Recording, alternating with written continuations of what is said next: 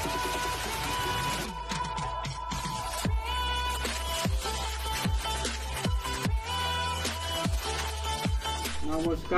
আমি গৌরব গোবিন্দ বিশ্বাস, medical technologist. এখন আমি আলোচনা করব ডেঙ্গু NS1, ডেঙ্গু IgM এবং ডেঙ্গু IgG নিয়ে।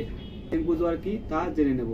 পরিবেশে উপস্থিত ডেঙ্গু ভাইরাস যদি এডিস মশার মাধ্যমে সংক্রমিত হয়, শুধুমাত্র তখনই ওই মশার কামড়ে ডেঙ্গুতে আক্রান্ত হওয়ার সম্ভাবনা থাকে।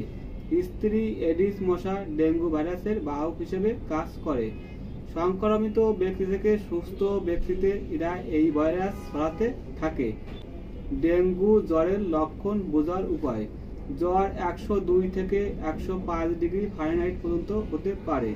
মাথা ব্যথা ও বমি, চোখের পিছনে ব্যথা হওয়া, চামড়ায় লালচে দাগ, র্যাশ ওঠা, ক্ষুধা কমে যাওয়া, কোষ্ঠকাঠিন্য, স্বাদের পরিবর্তন, হৃদস্পন্দনের হার ও রক্তচাপের গতি কমে যাওয়া এবং পেশি ও গ্যাঁটে ব্যথা হওয়া। যখন কোনো ডেঙ্গু সন্দেহজনিত রোগী চিকিৎসকের কাছে আসে, তখন চিকিৎসক ডেঙ্গু সন্দেহ রোগীকে যে পরীক্ষাগুলো দিয়ে থাকেন: dengue NS1, dengue IgM and IgG, CBC, PCR, virus confirmatory test. Dengue NS1 নিয়ে। ডেঙ্গু NS1 পরীক্ষাটি হলো ডেঙ্গু নন স্ট্রাকচারাল প্রোটিন। জ্বর সিমটম শুরু হওয়ার একদিনের মধ্যে অথবা 1 থেকে 5 দিনের মধ্যে রোগীকে ডেঙ্গু NS1 টেস্ট করাতে হবে এবং এর সাথে CBC পরীক্ষা করতে হবে। NS1 ডেঙ্গু জ্বর প্রাথমিকভাবে নির্ণয় করতে ব্যবহৃত হয়।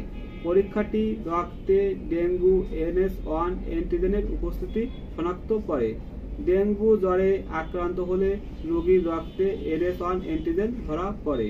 এখন আমরা ডেঙ্গু NS1 কিভাবে টেস্ট করতে হয় সেটি দেখাবো। ডেঙ্গু NS1 অ্যান্টিজেনের ডিভাইস এই হলো পেশেন্ট সিরাম। এখন আমি পেশেন্ট সিরাম থেকে 100 মাইক্রোলিটার সিরাম নেব। নেওয়ার পর ডেঙ্গু NS1 ডিভাইসে 100 মাইক্রোলিটার সিরাম দিয়ে দেব। এখন আমি 10 মিনিট ওয়েট করব। 10 মিনিট পর দেখব ডেঙ্গু NS1 এর ডিভাইস পজিটিভ না নেগেটিভ। 10 মিনিট টাইম শেষ। এখানে আমরা দেখতে পাচ্ছি কন্ট্রোল ব্যান্ড এবং টেস্ট ব্যান্ডে দাগ আসছে। যেহেতু দুটো ব্যান্ডে দাগ আসছে, সেক্ষেত্রে dengue NS1 test positive. Dengue IgM নিয়ে আলোচনা করব। ইমিউনোগ্লোবুলিন M টেস্ট নামেও পরিচিত। IgM সাধারণত 5 দিন পরে বাড়তে শুরু করে, অর্থাৎ 5 থেকে 9 দিন পর্যন্ত বাড়ে। তাহলে জ্বর সিমটম শুরু হওয়ার 5 থেকে 10 দিনের মধ্যে রোগীকে ডেঙ্গু IgM টেস্ট করাতে হবে। ডেঙ্গু IgM অ্যাকুট ইনফেকশনে বাড়ে, পরে আস্তে আস্তে নেগেটিভ হয়ে যায়। ডেঙ্গু IgM পজিটিভ পরীক্ষার রেজাল্ট ডেঙ্গু ভাইরাস সংক্রমণ নির্দেশ করে। ডেঙ্গু IgM 2 থেকে 3 মাস পর্যন্ত শরীরে থাকে। এখন আমরা দেখে নেব ডেঙ্গু IgM টেস্ট কিভাবে করতে হয়। ডেঙ্গু IgM এর ডিভাইস, তারপর পেশেন্ট স্যাম্পল নেব। ডেঙ্গু IgM এর স্যাম্পল উইন্ডোতে 10 মাইক্রোলিটার স্যাম্পল দিয়ে দেব। স্যাম্পল উইন্ডোতে 10 মাইক্রোলিটার স্যাম্পল দিয়ে দিলাম। এখন আমি 10 মিনিট ওয়েট করব। 10 মিনিট পর আমরা ডেঙ্গু IgM এর রেজাল্ট দেখে নেব। ডেঙ্গু IgM এর 10 মিনিট টাইম শেষ। এখন আমরা দেখব ডেঙ্গু IgM রেজাল্ট পজিটিভ না নেগেটিভ। কন্ট্রোল ব্যান্ড সহ IgM ব্যান্ডে দাগ আসছে।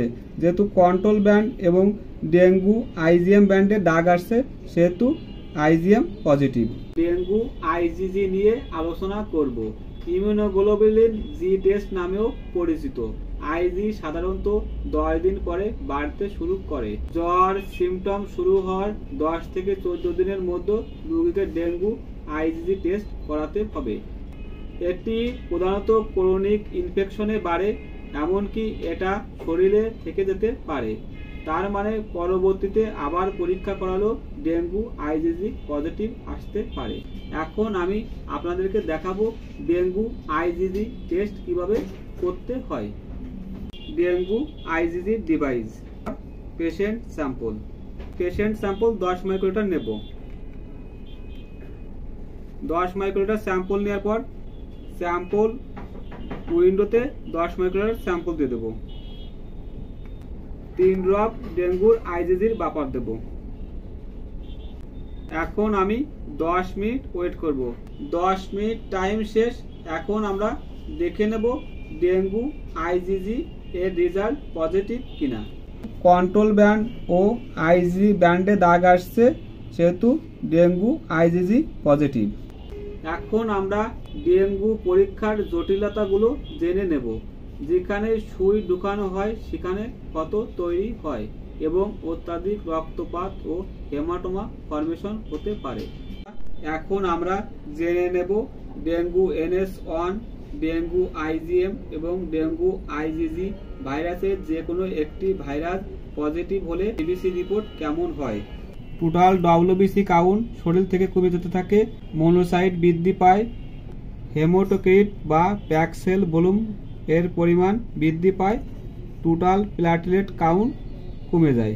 আপনারা যদি চিকিৎসকের পরামর্শ ছাড়াও ডেঙ্গু NS1, ডেঙ্গু IgM এবং ডেঙ্গু IgG টেস্ট করান, যদি এর কোনোটি ভাইরাস পজিটিভ আসে তাহলে নিকটস্থ কোনো হাসপাতালে চিকিৎসকের সাথে যোগাযোগ করবেন।